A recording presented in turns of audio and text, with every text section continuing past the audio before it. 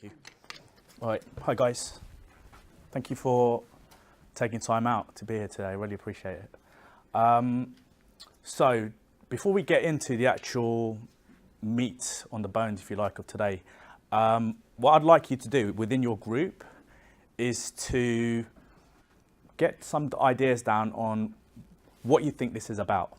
Usually people have an idea. Usually people are afraid to get involved for certain reasons. So what I want you to do is within your groups, that's why we've got these nice lovely round tables, right, is talk to each other, get some points down. Do you all have pen, paper? Because I believe there's stuff at the back there if you want. Does anyone need some paper? Have you got some? Sorry. Pen? Anyone else? Okay. Yeah. Okay, guys. So say hello to each other. Make sure you know each other's names. Okay, so let's say about 5 minutes, some ideas of what this is about, and hopefully through the presentation, we're going to bust these myths. That's the whole point of today. Okay, so off you go, guys. Okay, guys. Brilliant. Lots of noise. Fantastic. Okay, so I believe the negative column is probably longer from what I can hear and understand, okay? So why don't we start on the negatives? Like over here, guys, anything? Throw something at me. I'll come to you. Risky. Okay, perfect. Biggest, what's the word I'm looking for? Preconception of what trading's about, yeah? Risky. That's what I was going to say, minimizing risk. Okay, so yeah, and learning basically how to minimize it, right? Okay, great. Anything else over here? You hear that you're always going to lose, so you're already kind of thinking you're going to lose. Okay, so fear of losing, and basically it sounds like there's just like no hope in winning. Yeah. And a lot of conflicting information. Yeah, really good. The internet is loaded with this kind of idea, right? So when you go on there, it's a minefield of information, right? Yeah, I like that. Here it's also a zero-sum game with obviously the buying side and selling side, and on average, it's average market quantum. You can buy transaction costs into that. Mathematically, it kind of says that it's actually a loser's game. Okay. Yeah. For there to be a winner, there has to be a loser, right? And then with brokerage costs, Who's always the winner? You don't even get the average; you get below average. Yeah. Thing, but, yeah. Okay. Yeah. Wildly volatile as well. Good. Great. Wildly volatile. This could be a positive. It could be a positive. It's unpredictable and random. Unpredictable. Yeah, okay, this is interesting. Okay. Unpredictable, random. Yeah, interesting. Okay. Yeah, go ahead. Go on. The large banks and the institutional investors have got huge technical advantages being closer and proximity to the exchanges and Okay. quants doing algorithms and Okay, so things like against the banks, we were up against machines. T1000 is real, right? Yeah, get it. It's an algorithm sometimes you could be trading against. So. Sure, definitely. They call it high frequency trading. Yeah? Yeah. As soon as information is being released, you hear about it. All of the professionals knew about it a week or so ago. It's being resolved. Cool. And it doesn't even have to be weeks, it can be seconds, because in that time they've already reacted to it. Yeah? So yeah, okay, so how can we not get caught up in this but still make money? Right? Okay. Right, I think we're done with the negatives. Huh? Okay, yeah, so that's a really good point, Joey, thanks. By the way, Joanna's a lawyer, so be careful of her. All right, I've known Joanna since university, so she's a really good friend of mine. Okay, any positives? There's at least two. I know people that made a lot of money. Yeah. Okay, so we can make a lot of money or shed loads, as someone said, but in a different way. Yeah? Flexibility to work anytime. It's 24, like Okay. 25 market.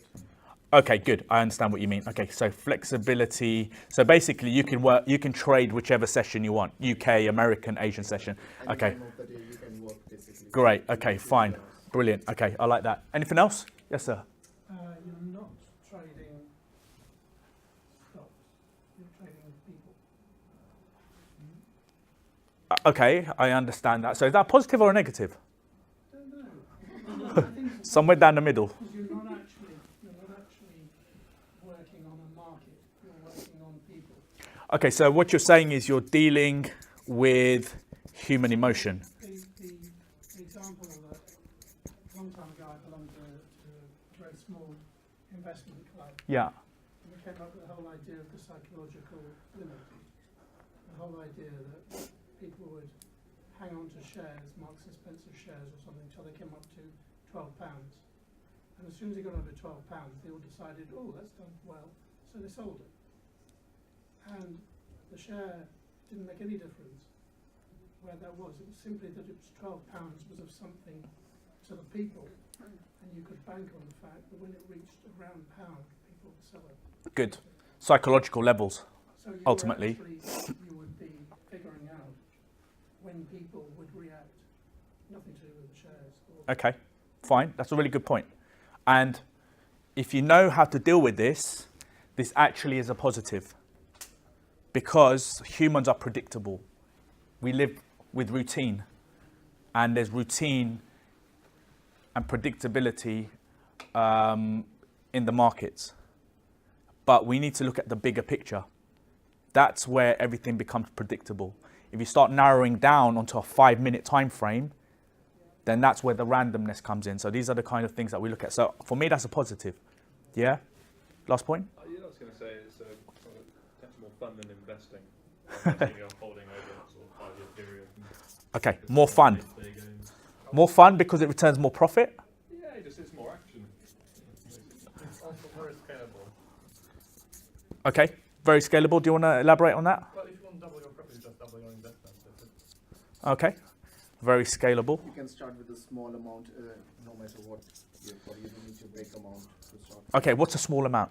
Like you can start with like even £100. So you can start with, or maybe £500. Okay, so let's relate this to, some people have put conflicting. I'm going to put here misleading information, and I'm going to tag this to this. Because you have to remember, brokers just want you to trade. Yes. So can you trade stocks with £100? No. Can you open up an FX account with £100? Yes, because FX is a new way of getting rich. There's a whole different ways of trading FX, binaries, etc. And all they want you to do is open an account, put money in, lose it, put it again. Psychologically, £50 is a small amount. If you lose it, you'll just add another £50. But if you start with £2,000, you don't want to lose that. So you can open up an account with like £50, but that's not a positive. For me, that comes under misleading information, okay? Because if you go on the internet, you guys have seen The Wolf of Wall Street, right? How many people think The Wolf of Wall Street's a trader? Put your hands up. No. Okay. 1, 2. Inside trader, I guess. Wolf of Wall Street, he's a broker, right? He was dealing with penny sheets and he had a 50% commission rate, yeah? He's a trader. He's a broker. The Wolf of Wall Street is still very real. They're just online. Okay? Times have changed a little bit, but they're running the industry. So when you go online, everyone seems to trust brokers. One of the first questions that I get asked is, what broker account should I open? That's the first question I get asked, rather than, how do you trade? Going to the market is the last thing that you should be doing. You should be building up a foundation of knowledge and then getting into the markets and executing trades. Yeah? Okay, so Scott, were you going to say something? Yeah, brilliant. I'm surprised no one mentioned that. That's one of the first things, right? It's tax-free. Yeah. And one more is time. I mean, Great. you're talking about doing this in 20 minutes, 30 minutes a day. Work out the rest of the day to yourself. That's awesome. Yeah. Okay. Thank you. I like this because ultimately, by the end of today, I want to get rid of all of those things that are negative and focus more on the positives and really make you guys understand why you must be doing this, because it's one of the easiest ways to generate growth on a salary compared to anything else out there.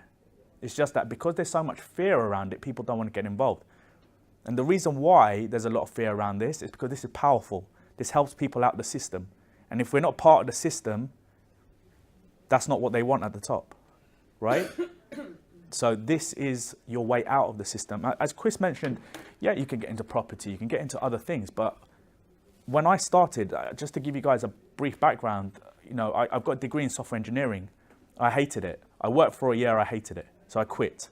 I then became an English language teacher and I lived in Asia for 2 years. Loved it, no money. I came back, I became a photographer. And, you know, we were doing amazing stuff. Barcelona Football Club, they were my clients. We did stuff for Vogue, Audi, Tatler. We had amazing clients. Ours were horrendous. So something's always been compromised. So I was making a lot of money when I was in photography, but it was sat in a bank. What is a bank giving you these days? Nothing, right? Nothing's changed.